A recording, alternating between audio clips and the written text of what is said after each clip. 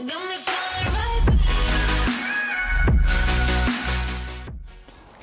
guys, and welcome back to the channel. So today we're stepping away from the Ford scene and we are actually at an event with HYUNDAI. So there's a few cars that I'm going to be driving, which is going to be videos back to back. So today we're going to be in the i20N. Right, so I've just picked up the keys for the i20N, and first thing we're going to do is just put it into N mode. That screen is sick. Right, so we're just going to pull out of wherever we are. I think it's like a farm where all the cars are collected, and then there's a route that we're going to take. And judging by what someone said before, this has got like a load of nice bends. So yeah, we'll see what it's like on the bends. And it's also interesting because this is like a rival for my car, so I'm intrigued to see what I think of it, because obviously I love my car, and if it's anything like my car, I'm going to love it and potentially get one. Next car.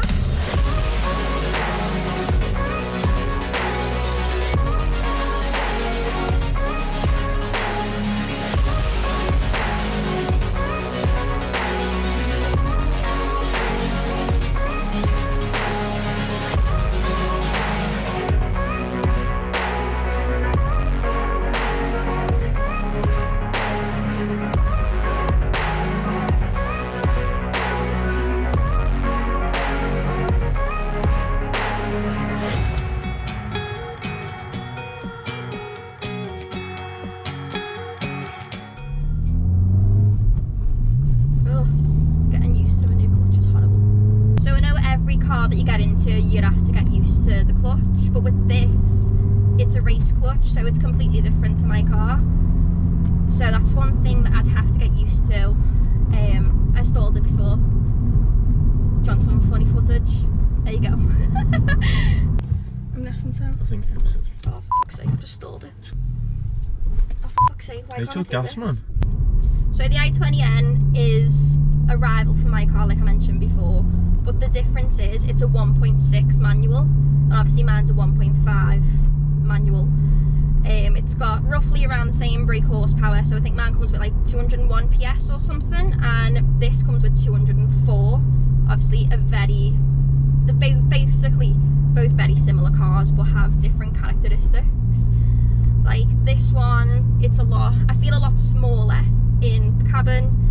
It's much angrier outside, and the performance blue colour is absolutely unreal. I think if I was to get an i20N, I don't think I'd get a performance blue colour.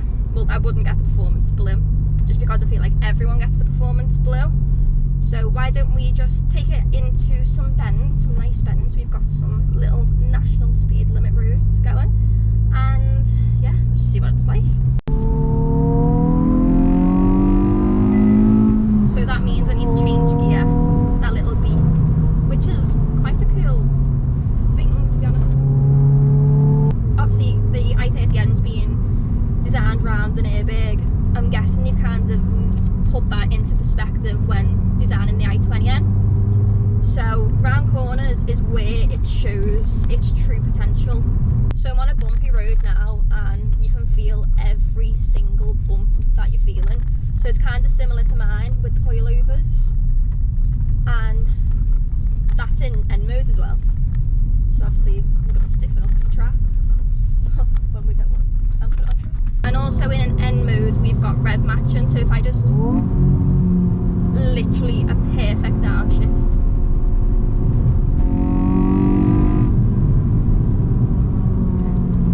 When I'm coming off the throttle, I'm expecting a pop, pop, pop, pop, like in my car, but with this it just doesn't.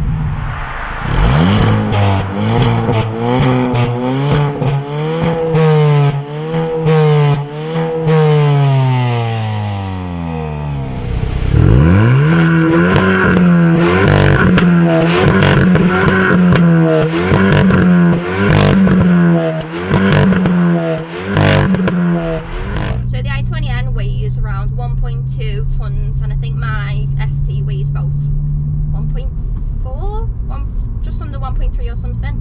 So the weight difference is probably the reason why it feels faster than a standard Mark 8 ST.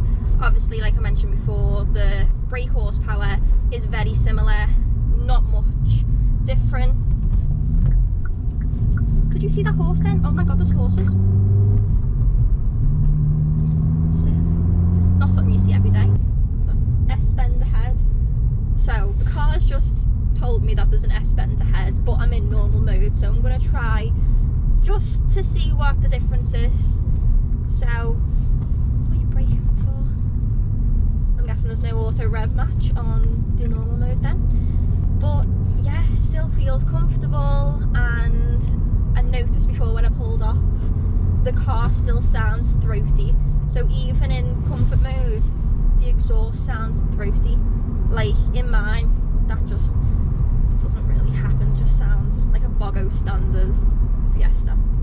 Comfort mode lets you do everything that you can do on a daily basis without having fun. So like going to the shops, maybe picking the kids up from school, there's loads of space in the back for kids, even adults.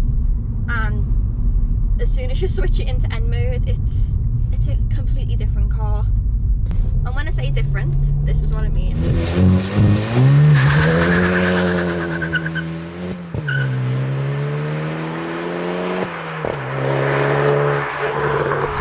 can have so much fun in this car, no matter how old you are. And I think that's what Hyundai have basically cracked when it comes to this car. You don't need to be young to drive it, because it's got the perfect balance of comfort and fun. Right, okay, so we're going to try and launch it. I haven't figured out how to use launch control in this car, so we're just going to manually launch it and just see what happens.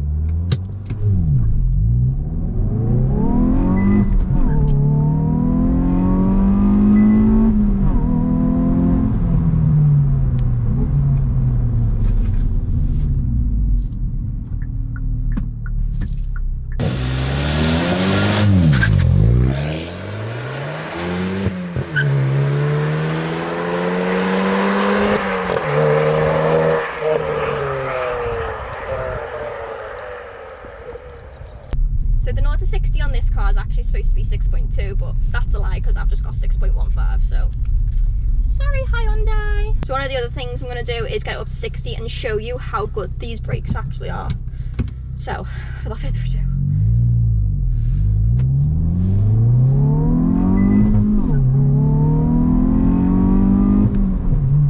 right, there is 60.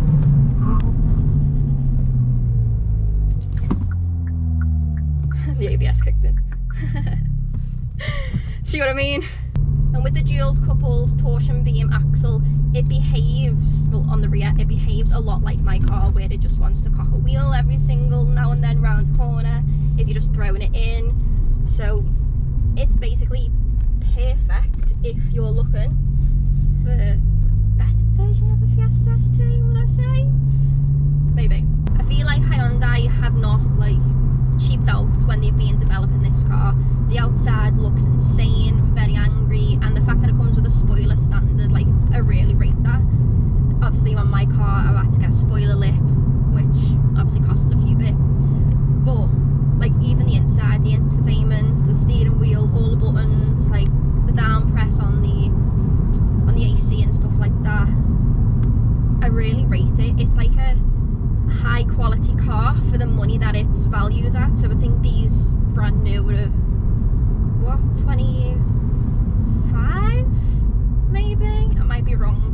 So the more I'm getting used to it, the more I'm actually liking it, because I can see the potential through like the rev range, and I think it's going to be hard. It's going to be a hard not a hard contender, but it's going to be hard comparing the other car that I got in mind to this for my next car. I don't know. We'll see. Right, so that's it for the i20N. As I mentioned before, I've only had it for a short while. Potentially this may be the next car that you see on the channel, because I've completely fell in love with it. Like everything's just there out the box, and I feel like these really don't need to be heavily modified. So keep an eye out for the next videos, which will include other Hyundai cars, and I will see you in the next one, and don't forget to subscribe.